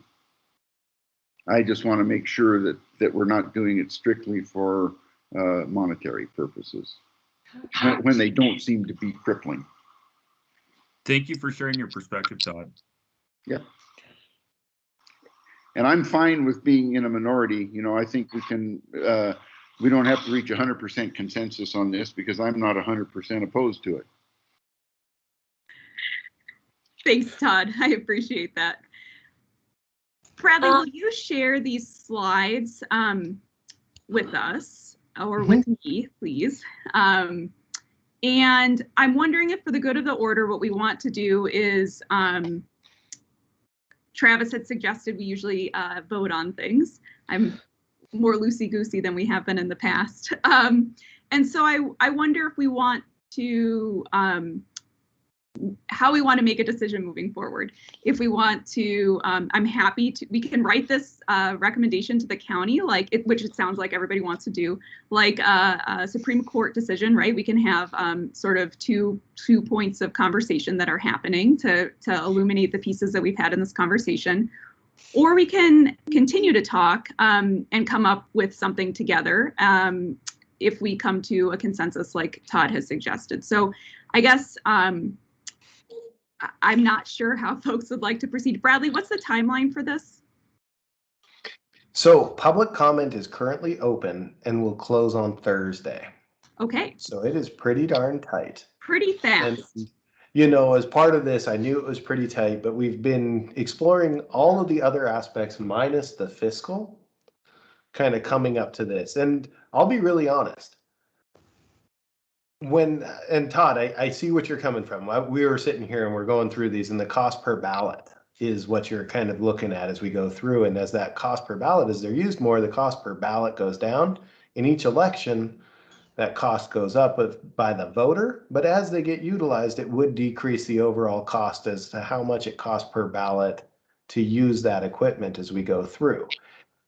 With this, I originally came at this conversation as we need to do everything we can to pull this 9% up to 100% of people feeling confident in our vote. I do feel that some of this 9% will not feel confident in this vote, regardless of what steps and actions we take in this area. And then really, as we were crunching these numbers, we came up with the fact that there are equalizers through this process, there are benefits through this process, and the cost is an area where we could be investing differently. And it's not that the cost is too much, it's that I would like to use this cost to better train judges, to provide better service, to hire in additional staff, to meet those areas. This could be an area, Susan said, more surveys. And like, you know, there are other potentials and opportunities, and this allows us to utilize our investment. And cost was a major driving factor on this, and that is true. And that has changed a little bit in the way that I look at this, but I also really like that idea of presenting and saying, you know, here's our vote, here's our area, and here is our dissenting opinion. Do not let cost drive away access to voting. And I think that that's important. And I don't think that those are necessarily hand in hand on this. It's not that this is too expensive to do. It's that as we look at these options, is there a better spot to invest this money? And in my mind, as we look and break it down, yes. I like you guys being an independent board. I love this. My boss asked me what decision you would make, and I said, it is unknown. And I like that. I like to have this come through and have this be an organic discussion. And so I'm okay with either way, but that's my take into this and my last little push here. And I do think that coming together with a vote with this timeline is important because right now, do you know how much public comment we have received? Nothing. None. And so we did a good job of getting this out to the press. Gaining public participation is a hard area. You can lead a horse to water, but you can't make them drink. And I got you guys right up to the edge of the pond here. This is Travis. I guess I also like the suggestion where we can do kind of a positive and negative approach to comments or pros and cons. Well, you know, Oh yeah, you go ahead. I was just going to say, I'm perfectly willing to recommend that, as long as we don't call it defund the machines,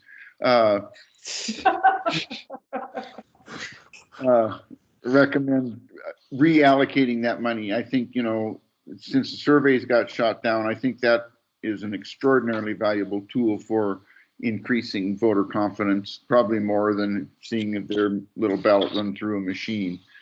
I guess I would just urge that there be a vigorous public relations campaign to explain why there's no longer machines in the precinct polling places. I think, you know, I mean, it's unimaginable the number of bizarre things people believe, and I can imagine a great many strange notions about why they're not there anymore.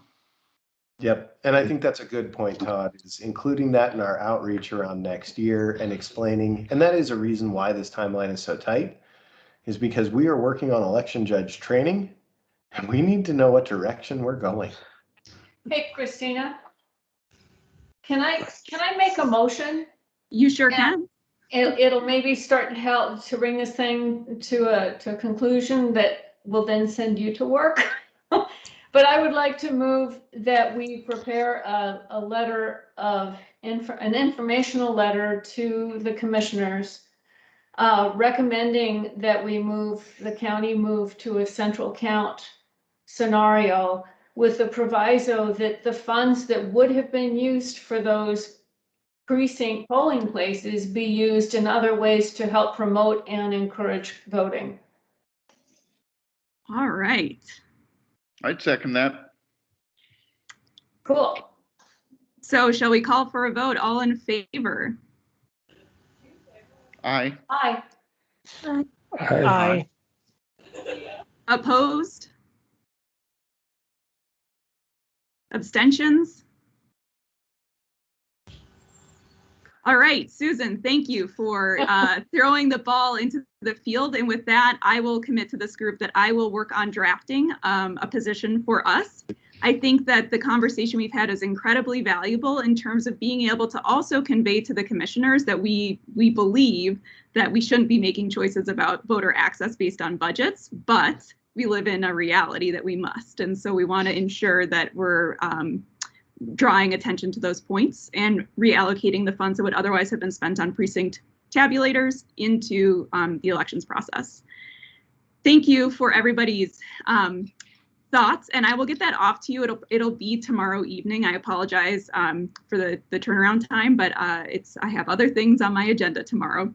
And so I will get this drafted and sent around for your feedback so we can get it to Bradley in enough time, or to the commissioners for enough time when public comment closes on Thursday. With that, I think that we have made it through most of our agenda. I have a couple items that I will be sharing with our group via email, particularly the most recent Election Assistance Commission EVES report, which is a study of election administration across the country that has been going on since the mid-2000s, and just to draw some attention to that.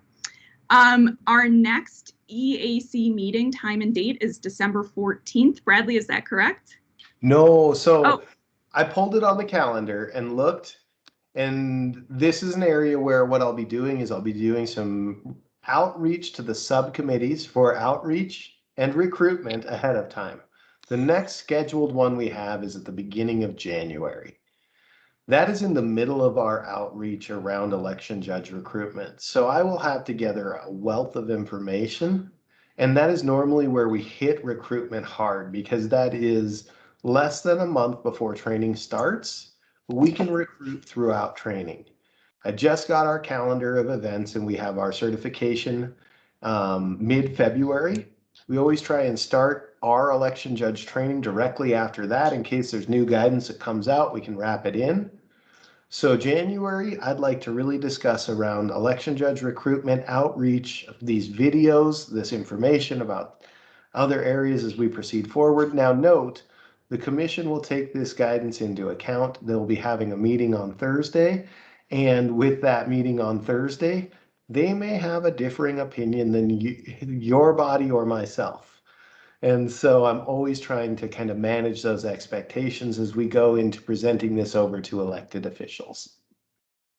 So you will see from me in November information about this election and some quick updates, as well as a lot of recruitment area. And the number one thing I'll be reaching with outreach and recruitment about our list of contacts. December is the perfect time to update who is in charge of Pachyderm Club, who is in charge of the Rotary Club, all three Rotary clubs. And so we can get this recruitment information well shared. So January 11th, but we'll have subcommittee meetings in December. Okay, thank you. And we'll get all those on our calendars. I had something else. So ballots are being mailed tomorrow. Remind everybody in your lives that their ballot will be coming to their mailbox, and election day is November 2nd. Are there any comments from committee members before we adjourn?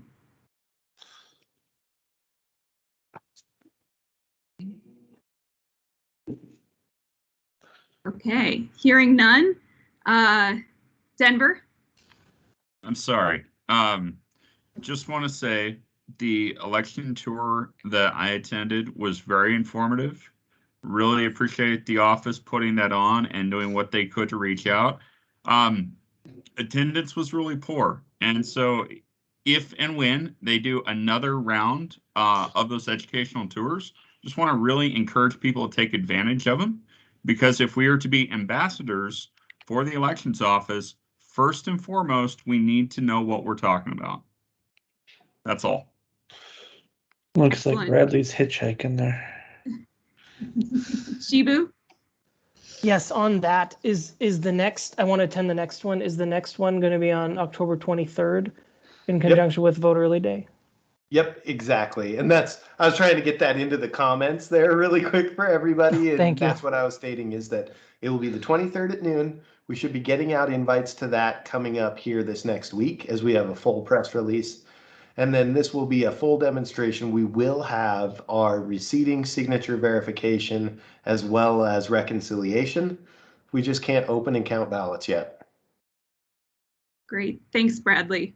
So the next date to put on your calendar is the 23rd of October, noon at the Election Center.